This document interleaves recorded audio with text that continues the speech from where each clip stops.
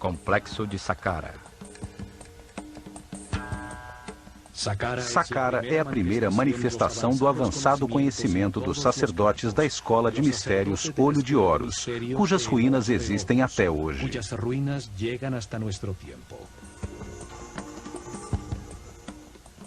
Neste local foi construída a primeira pirâmide da Terra depois do dilúvio. Também foram usados pela primeira vez blocos modulares de pedra para a construção de um edifício.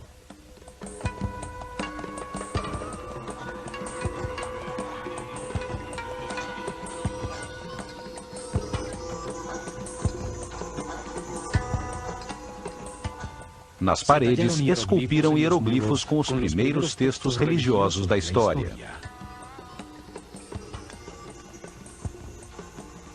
Neste local foi construído um enorme complexo subterrâneo de 12 pavimentos, com câmaras e galerias decoradas com os primeiros azulejos de cerâmica criados pelo homem. Nessas câmaras subterrâneas, encontrou-se mais de 40 mil urnas, tigelas e vasos de alabastro. Qual era a utilidade de tudo isto? Por que construir com tanto esforço túneis, câmaras e salões 30 metros abaixo do solo? Como iluminaram estes espaços para fazerem o complexo desenho cerâmico nos muros?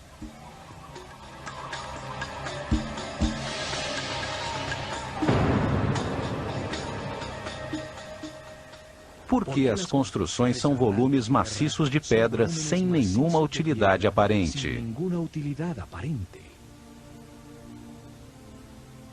O que uma sociedade de cerca de 4 milhões de pessoas podia ganhar ao cortar e deslocar mais de 1 milhão de toneladas de pedra para construir este complexo que surpreende pela sua refinada arquitetura?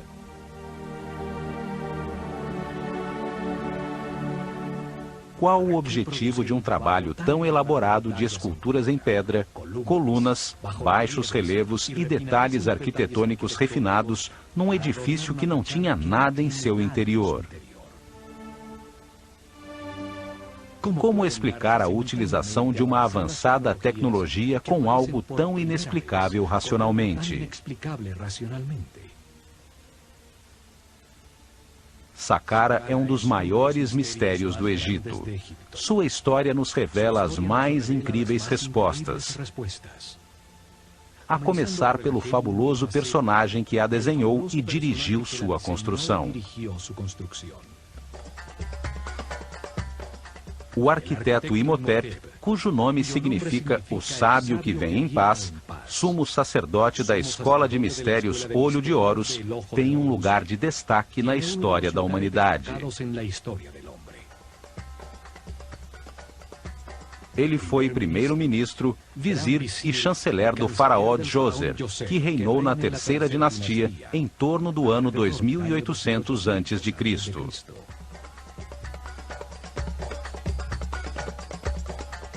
Imhotep nasceu no dia 31 de maio. Seu pai era o arquiteto Khanofer e sua mãe Creduonk.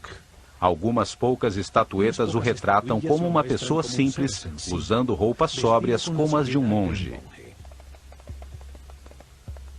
Ele foi o pai da arquitetura, passando de trabalhos com madeira e barro a trabalhos com blocos modulares de pedra.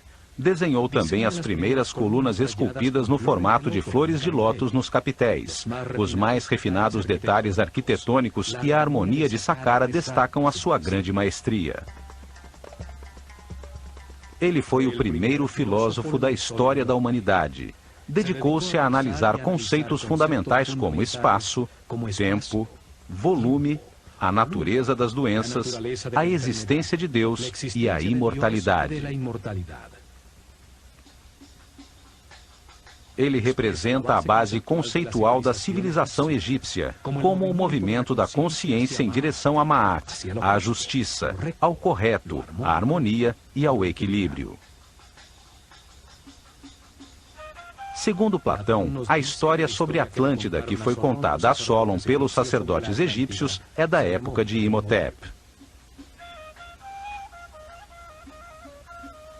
Astrólogo e astrônomo, ele criou o primeiro registro sistemático da abóbada celeste. Deixou-nos os primeiros mapas das constelações.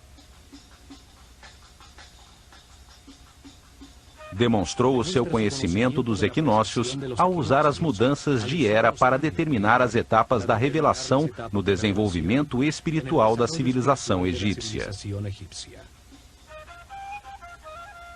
Mas foram as qualidades de Imhotep como médico que o converteram em um semideus.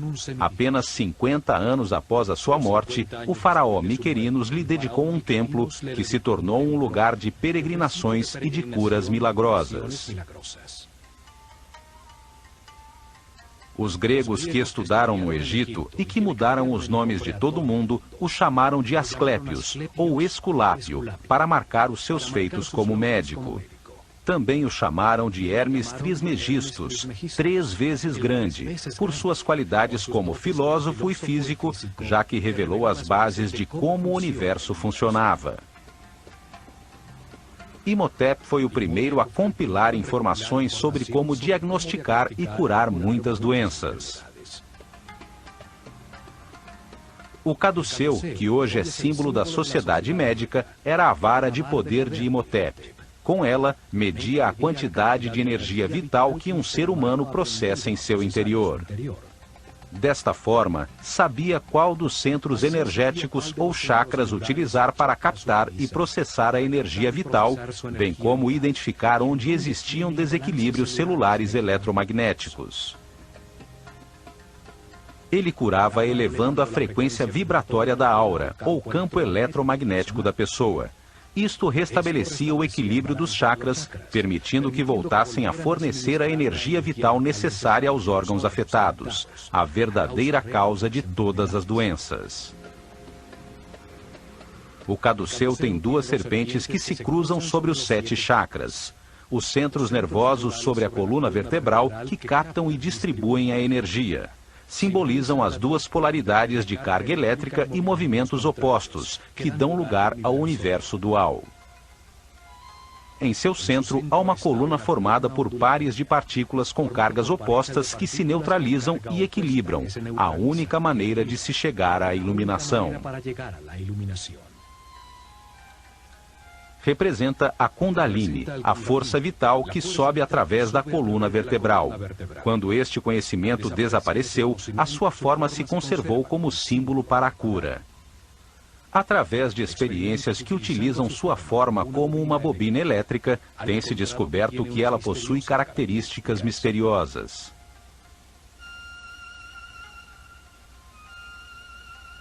Quando se aplica uma corrente elétrica, não se detecta nenhum campo de força, embora os seus efeitos sejam comprovados, pois é gerada uma ressonância em todas as frequências e longitudes de ondas.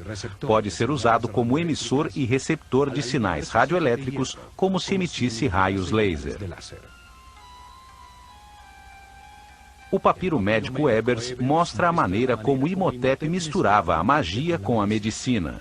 Suas fórmulas e remédios estão cheios de rezas e encantamentos, pois ele acreditava que a medicina não curaria sem que recebesse poder através da energia da palavra. Seus textos e ensinamentos passaram secretamente de geração em geração durante milênios. São a base dos conhecimentos gnóstico, templário, Illuminatis, Rosa-Cruz e maçom.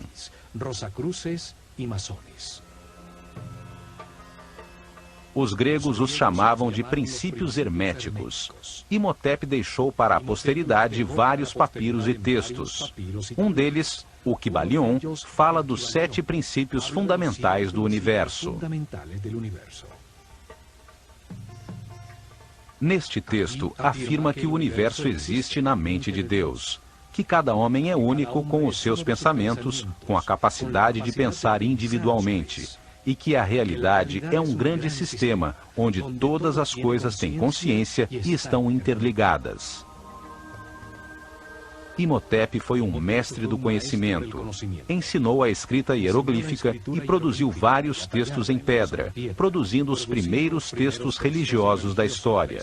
Por isto, é associado com Thoth, o éter ou princípio divino, simbolizado através de um corpo humano com cabeça de íbis, que representa o verbo divino, o criador da palavra.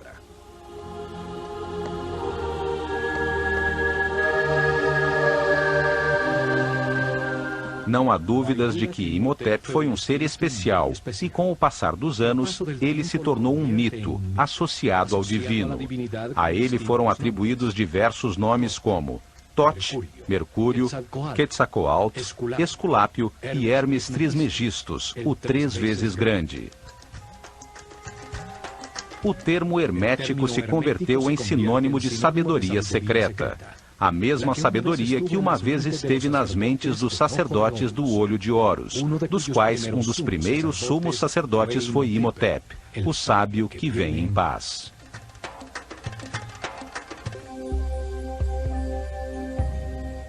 Foi Imhotep quem decidiu onde se construiria Saqqara para suas misteriosas finalidades.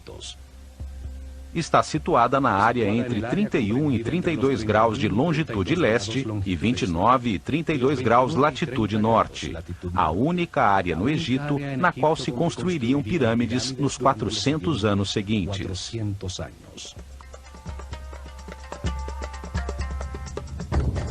Uma zona desértica a 14 quilômetros ao sul do Cairo, ao lado de Mênfis, a desaparecida capital do Egito. Em Meidum, Hawara e Elahum estão as que ficam mais ao sul, e em Abu Hawash, a pirâmide que está mais ao norte.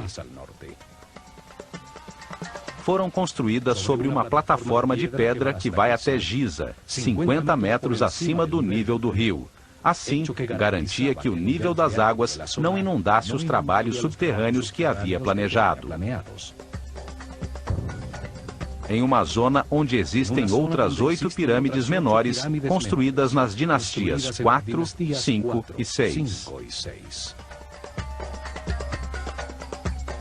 Saqqara fica exatamente sobre um dos nódulos principais da rede eletromagnética do planeta, onde melhor se pode utilizar a força de sua energia telúrica para fazer vibrar uma grande massa de pedra.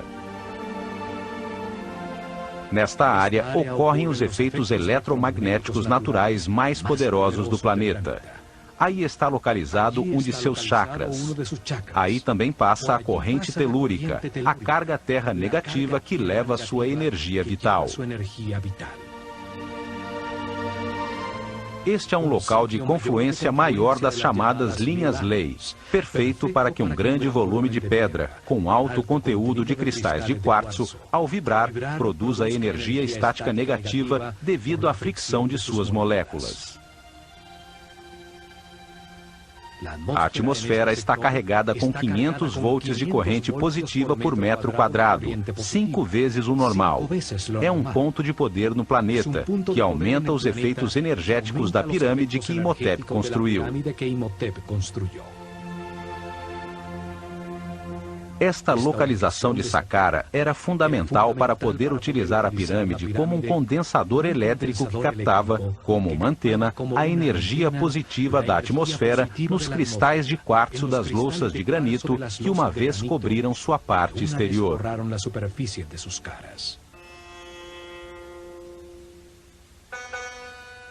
Saqqara significa o que abre e guia no caminho. Seu símbolo é o chacal, que guia os perdidos no deserto até levá-los às terras cultivadas, até às terras do homem civilizado.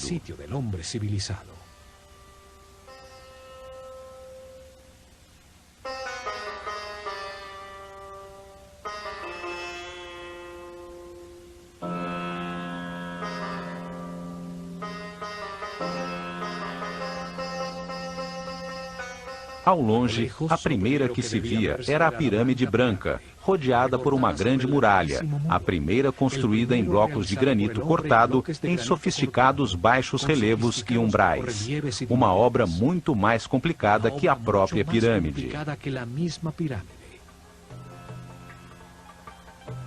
130 mil toneladas de granito formavam um muro de pedra alto e especial que rodeava os 15 hectares do complexo, protegendo-o do caos exterior e atribuindo-lhe uma forma retangular, ajustada exatamente na direção cardial norte-sul, paralela ao curso do Nilo.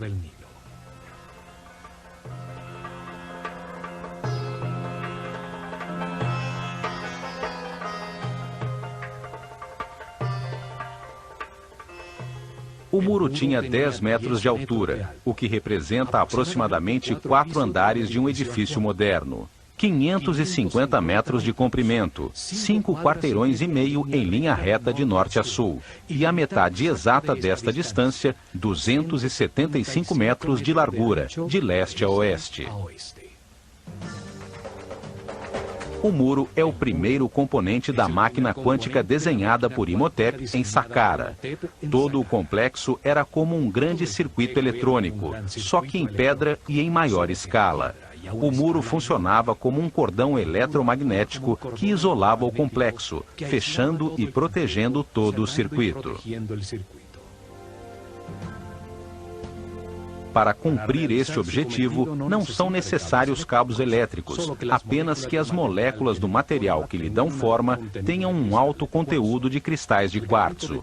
O granito de Tura, local muito próximo de Saqqara, tem um grande conteúdo de quartzo. O quartzo organiza as suas moléculas em tetraedros, uma das 5 formas básicas das quais a matéria é constituída, os chamados sólidos platônicos. Ao vibrar com o planeta, os tetraedros se friccionam entre si, produzindo uma carga elétrica. Os 85 mil metros cúbicos do muro de granito continham uma enorme quantidade de cristais de quartzo que geravam um poderoso campo de força, uma onda radioelétrica constante. O muro é parte integral de um complexo captador de energia eletromagnética, cujo coração estava na pirâmide escalonada que, com os seus 66 metros de altura, dominava o complexo.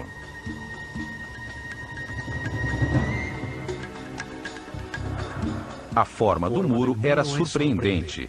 Entrava e saía de forma regular, gerando pórticos em intervalos constantes. Baixos relevos verticais marcavam os pórticos, que embelezavam e regularizavam o conjunto, produzindo uma sensação de harmonia com um estilo arquitetônico quase ultramoderno.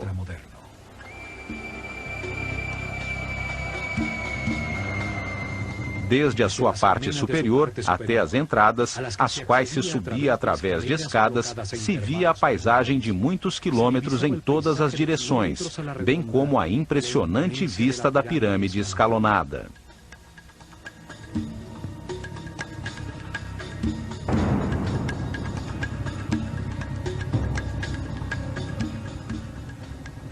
Não só foi a primeira construção monumental construída em pedra talhada pelo homem, mas tem uma série de detalhes arquitetônicos que indicam uma maestria e um conhecimento que nunca foram superados em todo o desenvolvimento posterior àquela civilização.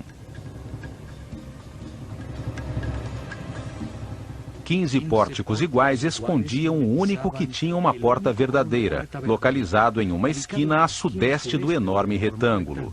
Constituía-se de um estreito corredor de acesso que só permitia a entrada de um visitante por vez.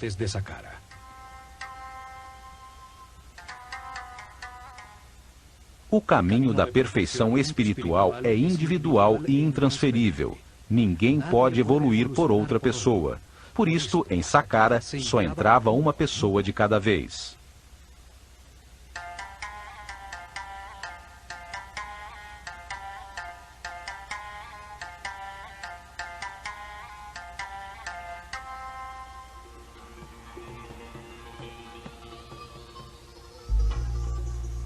Um muro tão alto, com 14 portões falsos e apenas um verdadeiro, numa entrada tão estreita que parecia haver sido construído com propósitos de defesa.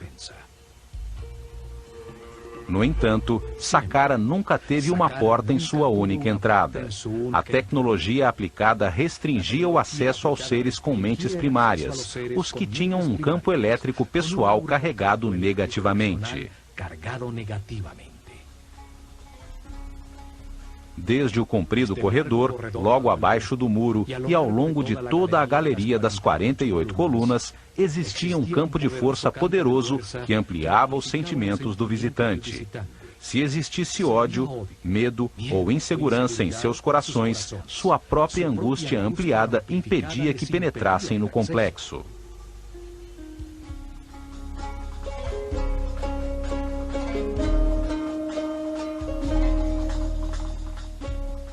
Apenas os puros de coração podiam entrar em Saqqara quando o complexo e a escola de mistérios Olho de Horus funcionavam naquele local. A imponente galeria tem 48 colunas. Sua forma esotérica é a mesma do DNA humano. 20 pares de colunas estreitamente unidas a seus muros, dispostas no sentido em que caminha o Sol sobre o feixe de avanço da energia, a espiral da molécula.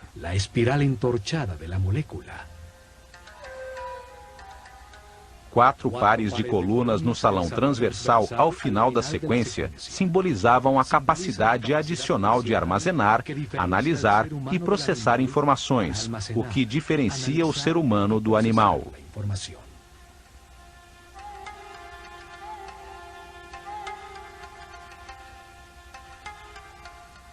As colunas totalmente modulares e com 7 metros de altura estavam dispostas seguindo uma série de princípios arquitetônicos que se repetiriam milhares de anos depois no Partenon. Cada coluna tinha a forma de um papiro. O cilindro tinha uma ligeira convexidade e se estreitava em sua parte superior, acentuando a verticalidade para enganar a visão. Sem esse truque, se veriam curvas sob um ângulo distante. O restaurador de Saqqara, Jean-Philippe Loé, também descobriu que na profundidade da galeria, as colunas mais distantes estavam ligeiramente distanciadas entre si, aumentando a perspectiva e produzindo a sensação de que a galeria era maior.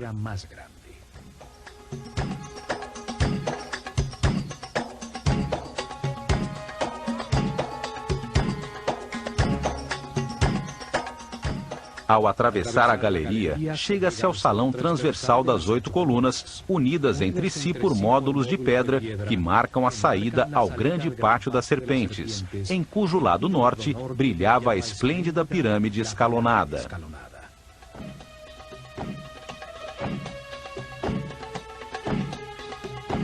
O pátio estava originalmente delimitado por altos muros com intrincados baixos relevos. Formava nichos com uma forma que simboliza uma porta e que, posteriormente, apareceria nos muros de todas as tumbas egípcias.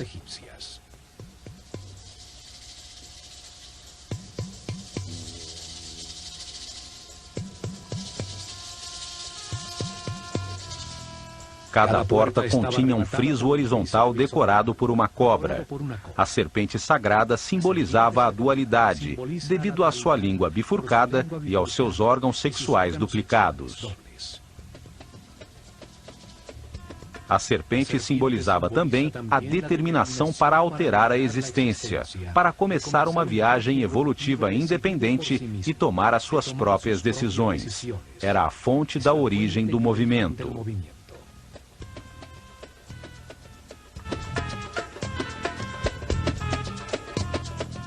Neste pátio realizaram-se muitas cerimônias, a maioria com discípulos da escola. Ao menos uma vez por ano, o faraó vinha a este local para ser coroado novamente pelo sumo sacerdote da escola Olho de Horus, com uma coroa branca e vermelha que simbolizava o seu poder sobre todo o Egito. Quando o reinado do faraó completava 30 anos, realizavam uma cerimônia de renovação, chamada El-Heb-Sed. Nesta cerimônia, o faraó, adornado somente com as insígnias de seu poder, corria ao redor do pátio das serpentes, simbolizando o seu rejuvenescimento e demonstrando sua força para governar o plano físico. O muro na parte sul do pátio formava a fachada da chamada Tumba Sul, uma capela falsa, feita de pedra maciça, cuja verdadeira função era dissimular um dos acessos ao complexo subterrâneo. A capela tem um pequeno espaço em seu interior, onde havia um poço vertical que permitia chegar ao sistema subterrâneo, longe do acesso que chega à pirâmide. Nessa profunda escavação, descobriu-se a escada original de acesso ao mundo subterrâneo. Os dois poços verticais de acesso, o da pirâmide e o da Capela Sul, foram encontrados selados com tampas circulares de granito que pesavam mais de 10 toneladas. A capela na superfície era só uma fachada falsa para este acesso. A verdadeira vida de Saqqara estava abaixo da terra. Deste acesso na Tumba Sul, se chega às câmaras e galerias subterrâneas, e há um túnel que termina exatamente abaixo da galeria de acesso.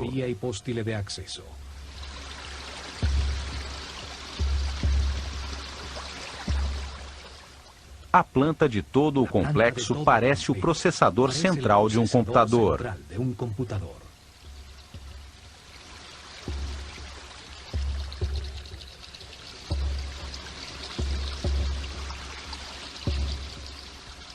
Saqqara foi a primeira experiência com a forma piramidal para aplicar e aperfeiçoar uma tecnologia quântica, cujo objetivo era acelerar o aperfeiçoamento espiritual dos discípulos da Escola de Mistérios do Olho de Horus.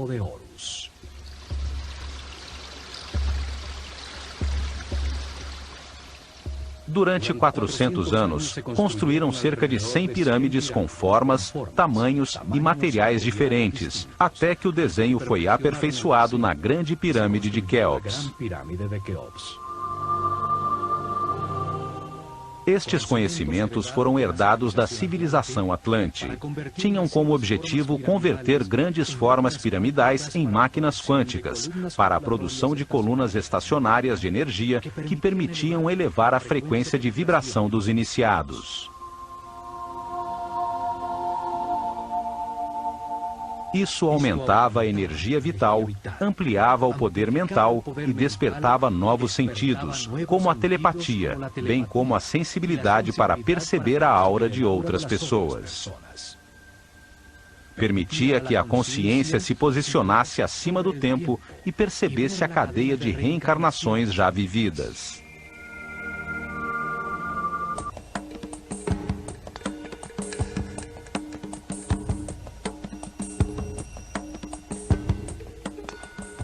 No lado por onde se eleva o sol no Pátio da Serpente, ainda permanecem erguidas 3 colunas. Elas formavam o centro do chamado Templo Real de Heb-Sed, um pavilhão utilizado pelo faraó e pelos sacerdotes do Olho de Horus durante as celebrações.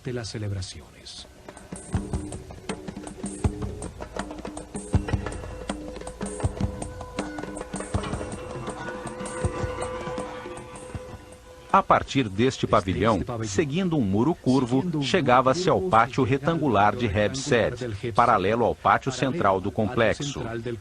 Seus lados estavam delimitados por 2 séries paralelas de capelas falsas. É, sem dúvida, uma fachada elaborada sobre um bloco de pedra maciça.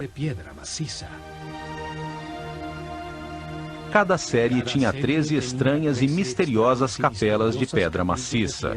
Seus muros não produziam nenhum espaço útil em seu interior.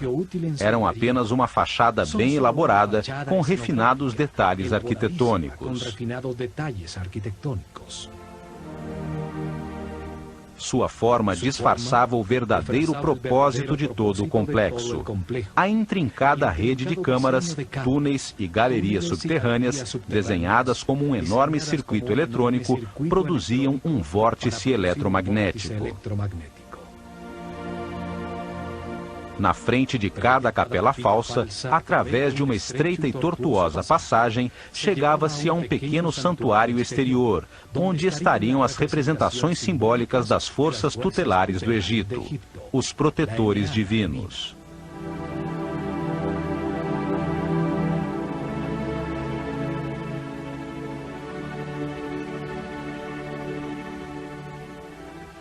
Os muros exteriores estavam decorados com os altos e baixos relevos de portas e janelas falsas, cercas falsas de madeira, séries de jets e colunas tipo flauta. Enfim, uma cenografia completa talhada em pedra. Ao norte do pátio das capelas falsas, exatamente ao leste da pirâmide escalonada, estão as chamadas Casas Sul e Norte, duas construções muito maiores, mas igualmente falsas.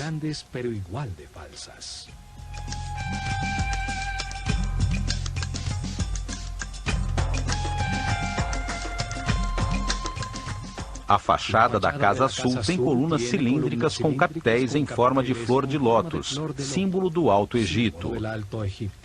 Em uma das paredes de um estreito corredor está a pichação mais antiga do mundo, hierática e com comentários que fazem referência ao faraó Djoser.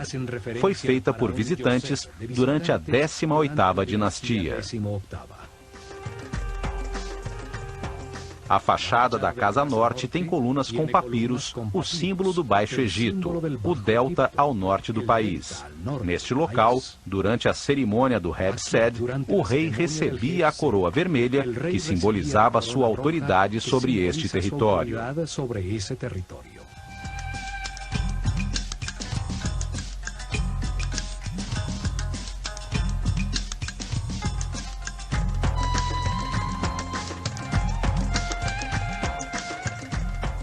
Entre a Casa Norte e o chamado Templo Funerário de Djoser, encontrou-se o chamado Serdab, uma pequena capela com 2 orifícios em um dos seus muros.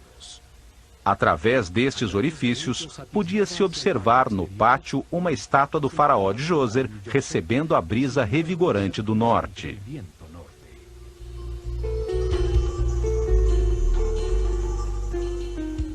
Esta figura impressionante, cujos olhos incrustados de cristal se perderam, é a primeira imagem tridimensional de tamanho natural de um monarca egípcio que se mantém até os dias de hoje.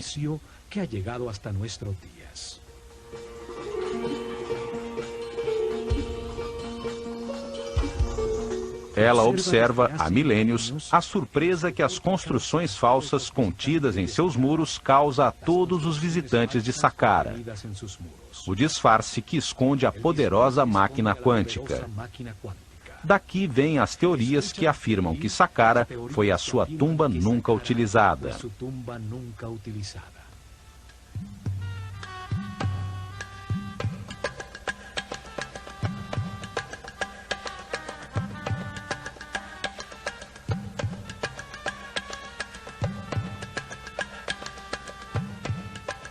Ao seu lado se encontram as ruínas do templo anexo à pirâmide, com seu único acesso no lado leste. Através de intrincados labirintos de estreitos corredores, conduzia a 2 pátios abertos, um dos quais escondia a verdadeira entrada de Saqqara nas profundezas da terra.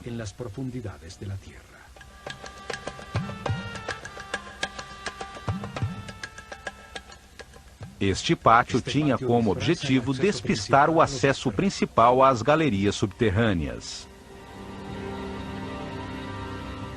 Este esquema de um templo anexo se repetiu em todas as 108 pirâmides que foram construídas nos anos seguintes.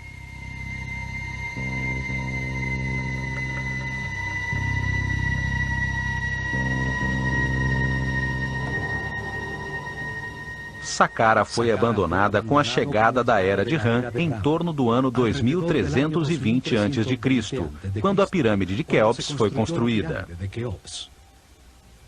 O conhecimento sobre os acessos às câmaras e galerias subterrâneas se perdeu com o passar dos anos. As pedras de seus muros foram utilizadas como material de construção.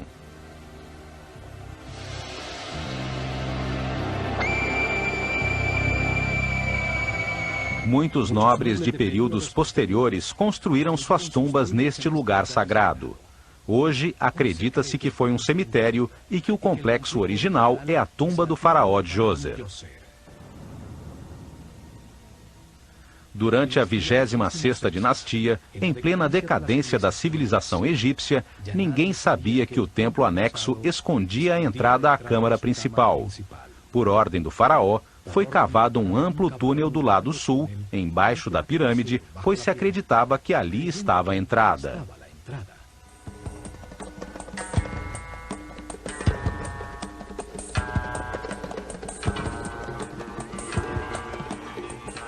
A rocha foi perfurada, sendo mantidas muitas colunas em pedra para evitar que o túnel desabasse.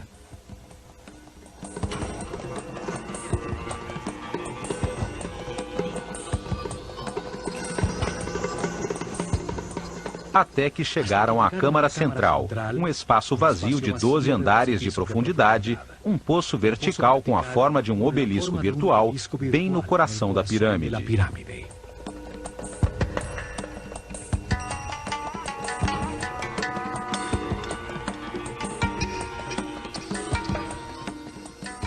A partir daí, descobriram que o acesso original estava, na realidade, no lado norte da pirâmide, e então puderam entrar em todo o complexo de galerias subterrâneas.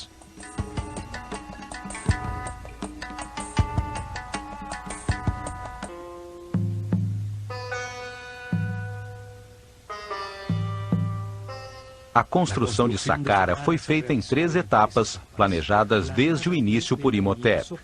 Estas etapas permitiam que o complexo fosse crescendo e que a pirâmide se expandisse como o corpo de um ser humano. A primeira etapa começou com a construção da coluna vertebral do complexo, a escavação do poço vertical da pirâmide, que descia até uma profundidade de 30 metros. 12 andares de profundidade, que equivaliam a 50% da altura total da pirâmide acabada.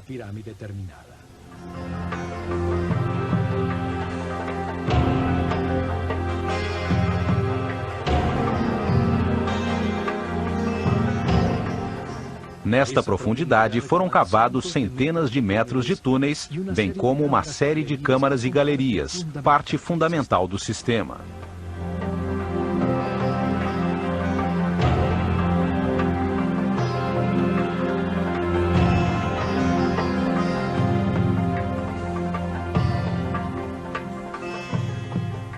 Na segunda etapa, uma pequena pirâmide escalonada foi construída sobre o complexo subterrâneo. Seu peso era exatamente 50% da pirâmide projetada. Utilizava apenas metade dos recursos e do esforço total.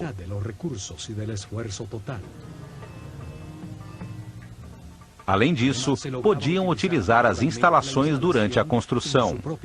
A carga elétrica gerada pela pirâmide pequena era utilizada para produzir ondas eletromagnéticas que facilitavam o deslocamento de todo o material necessário para a construção do complexo.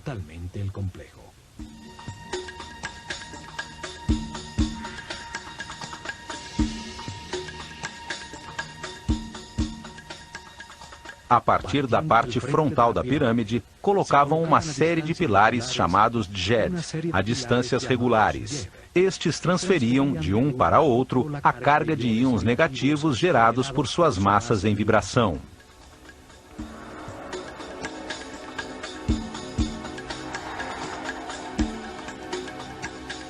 Cada pilar tinha 2 bobinas de arame de ouro enrolados sobre madeira, verticalmente dispostas. A primeira na parte inferior, a segunda na parte superior. O pilar era colocado sobre uma cavidade de fibra molhada em água salgada que produzia um excelente contato terra. Era necessário que um sacerdote de alto nível de consciência e vibração controlasse a energia da mente, de modo a permitir a transferência do fluxo de íons ao primeiro pilar na frente da pirâmide. A partir daí, a carga elétrica fluía de maneira regular de coluna em coluna. Gerava uma avenida eletromagnética até chegar a Tura, a uma pequena distância de Saqqara em frente ao Nilo, no âmbito de poder da pequena pirâmide, onde se localizavam as pedras de granito de quartzo. as louças de granito eram colocadas na frente do último djed. Então, o sacerdote as golpeava com a sua vara, induzindo nas moléculas de quartzo a mesma carga negativa das ondas eletromagnéticas. As duas cargas iguais se repeliam e o bloco levitava. Este é o mesmo princípio utilizado atualmente pelo trem-bala no Japão, que flutua sobre o poderoso campo eletromagnético dos trilhos, que possui a mesma polaridade do trem.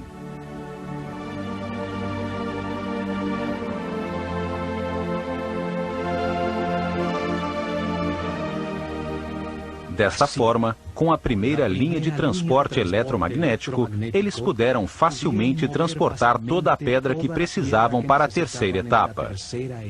As 425 mil toneladas de pedra para ampliar a pirâmide e as 135 mil toneladas de granito para o muro externo.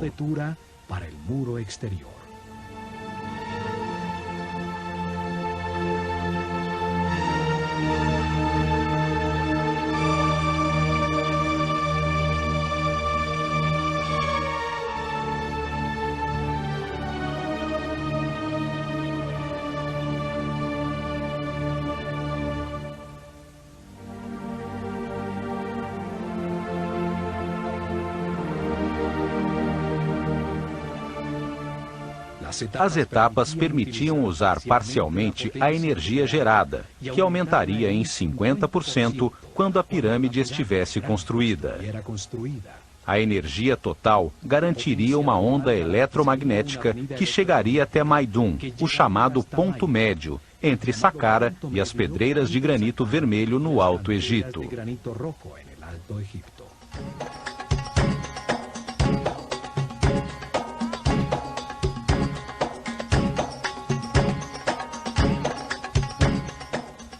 Esta tecnologia e conhecimento foram herdados dos Atlantes e se baseiam nos princípios da mecânica quântica que nossos cientistas apenas começam a entender. No próximo programa, continuaremos nossa análise sobre Saqqara. Entenderemos a distribuição física e o significado de todo o complexo subterrâneo que foi construído com o objetivo de dar forma a uma poderosa máquina quântica que acelerou a evolução dos iniciados. Ao examinar este caminho, que chamaremos de caminho quântico em direção à luz da consciência, veremos que este processo evolutivo foi ensinado por diversos mestres superiores. Um deles foi o Mestre Jesus. Fue el Maestro Jesús.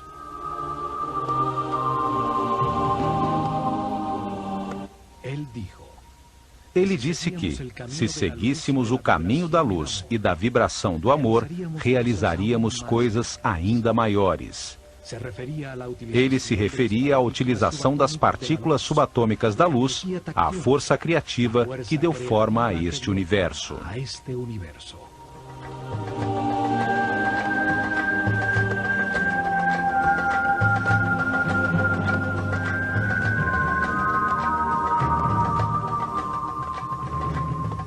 Milhares de anos antes da chegada de Jesus, os sábios sacerdotes do Olho de Horus utilizaram este mesmo tipo de conhecimento para acelerar a evolução de seus discípulos em Saqqara.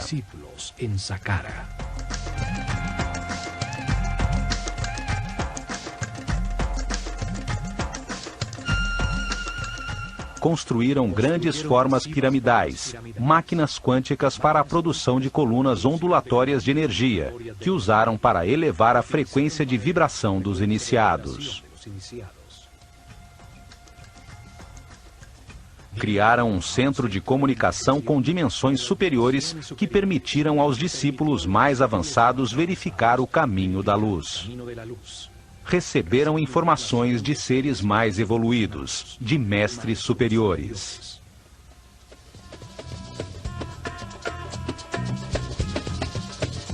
No plano físico, ao produzir estas ondas eletromagnéticas e efeitos de supercondutividade em diversos materiais, facilitaram a construção de seus templos, os livros vivos da Escola de Mistérios do Olho de Horus.